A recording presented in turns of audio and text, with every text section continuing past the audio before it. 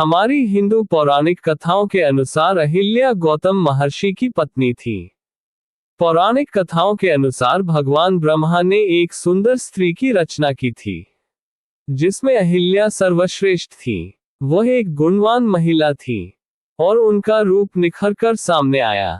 भगवान ब्रह्मा ने ऋषि गौतम से इस गुणवान लड़की की देखभाल करने की इच्छा जताई और बाद में दोनों ने एक दूसरे के साथ विवाह कर लिया। भगवान ब्रह्मा ने बहुत ही कम उम्र में छोटी बच्ची को महर्षि गौतम को सौंप दिया था। उन्होंने गौतम से वादा किया कि जब वह किशोरावस्था में पहुंचेगी तो वह उसे वापस कर देंगे। वादे के अनुसार गौतम ने बच्ची को भगवान ब्रह्मा के पास वापस पहुंचा दिया। शुरू में ब्रह्मा बच्ची की सुंदरता देखकर अवाक रह गए। जल्द ही उन्हें एहसास हुआ कि बच्ची को हमेशा के लिए गौतम को सौंप देना चाहिए। उन्होंने महर्षि की उदारता और उनकी महानता की सराहना की। ब्रह्मा चाहते थे कि बच्ची का विवाह ऋषि से हो। हम इस बच्ची को अहिल्या के नाम से जानते हैं। अहिल्या की सुंदरता को शब्दों में व्यक्त नहीं किया जा सकता। उसकी सुंदरता ने कई देवताओं और असुरों के मन में प्रेम और वासना जगाई। उसके मनोरम शरीर ने कई लोगों को आकर्षित किया था। कई देवता उसकी कामना करते थे। चूंकि उसे भगवान ब्रह्मा का वरदान प्राप्त था, इसलिए उसने 16 साल की लड़की की सुंदरता बरकरार रखी। देवताओं की इच्छाओं के बारे में जानने के बाद ब्रह्मा ने घोषणा की कि वे लड़की को उस व्यक्ति को सौंप देंगे जो पृथ्वी की यात्रा करने और सबसे पहले वापस आने में सक्षम होगा। ये सुनकर सभी अपनी यात्रा पर निकल पड़े। अपने आश्रम वापस जाते समय महर्षि गौतम ने एक दिव्य गाय को जन्म लेते देखा। इसे देखकर ऋषि भावुक हो गए और अपनी भावनाओं को रोक नहीं सके। उन्होंने गाय और शिवलिंग की परिक्रमा की। इस बीच भगवान ब्रह्मा ने अपनी ध्यान शक्ति का प्रयोग किया और सब कुछ जान लिया।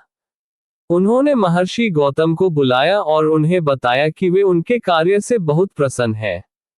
इस कार्य से ऋषि की बुद्धि और ज्ञान की उपस्थिति का पता चलता है।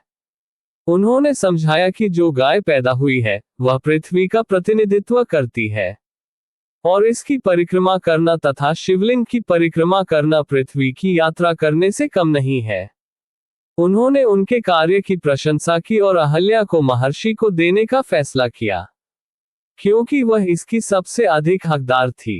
जल्द ही देवताओं को अहिल्या का विवाह महर्षि के साथ तय होने के बारे में पता चला और वे इसे स्वीकार नहीं कर सके। महर्षि से अहिल्या के विवाह की खबर हर जगह फैल गई और जल्द ही देवताओं के नेता इंद्र को इसके बारे में पता चला। वह अहिल्या की सुंदरता का गुप्त प्रशंसक था। उसका विवाह उसे उसका पीछा करने से नहीं रोक सका। इंद्र ने ऋषि की आदत पर नजर रखी और जल्द ही उन्हें पता चला कि वे हर दिन सुबह सुबह पूजा करने के लिए घर से निकल जाते थे। अहल्या के प्रति उनके प्रेम ने उन्हें चंद्रमा से मुर्गे का रूप धारण करने और भोर से बहुत पहले गौतम ऋषि को जगाने के लिए आग्रह करने के लिए मजबूर किया। मुर्गे की आवाज ने गौतम ऋषि को 2 बजे जगा दिया और वे अपनी पूजा करने के लिए चले गए। जल्द ही इंद्र ने गौतम ऋषि का वेश धारण किया और झोपड़ी में प्रवेश किया, जहां उन्हें सुंदर अहल्या मिली। उन्होंने अहल्या से संभोग करने की मांग की, लेकिन अहल्या के पास इतनी आध्यात्मिक शक्ति थी कि वह समझ गई कि उसके सामने खड़ा आदमी इंद्र देवताओं का राजा था, न कि उसका पति। इंद्र ने अहल्या को बहकाने का अवसर लिया और वह इससे खुश हो गई। जल्द ही अहल्या मोहित हो गई और अपनी इंद्र के साथ संभोग करने में व्यस्त हो गई। उन दोनों ने पाप किया। जब महिला को होश आया तो उसे अपनी गलती का एहसास हुआ और उसने इंद्र से तुरंत अपना स्थान छोड़ने के लिए कहा। हालांकि इंद्र अपनी वासना को पूरा कर सकता था, लेकिन उसे एहसास हुआ कि उसे तुरंत उस जगह से चले जाना चाहिए, अन्यथा उसे ऋषि द्वारा शाप दिया जाएगा। जब इंद्र जाने की तैयारी कर रहा था, तब ऋषि कुटिया में घुस गया और पूरी घटना को समझ गया। उसने चंद्रमा, उसकी पत्नी और इंद्र को पापपूर्ण कार्य के लिए शाप दिया। उसने अहिल्या को अदृश्य हो जाने और हवा में रहने का शाप दिया। इसके बाद इंद्र की बारी थी। उसका शाप था कि उसके पूरे शरीर में 1000 योनियां होंगी। अहिल्या पत्थर बन गई और इंद्र नपुंसक बन गया। उसका शरीर 1000 योनियों से आच्छादित हो गया और उसने खुद को पूरी दुनिया से अलग कर लिया। इससे देवताओं में निराशा और भ्रम की स्थिति पैदा हो गई, क्योंकि इंद्र के कर्तव्य स्थगित हो गए और इसलिए उन्होंने मदद के लिए भगवान ब्रह्मा से संपर्क किया। भगवान शिव की कृपा से 1000 योनियों की जगह 1000 आंखें आ गईं और वह 1000 आंखों वाले भगवान के रूप में जाने लगे। सदियों बाद सीता के स्वयंवर के लिए मिथिला जाते समय भगवान राम आश्रम से गुजरते हैं। उनके पैरों की धूल पत्थर को छूती है जो अहिल्या है।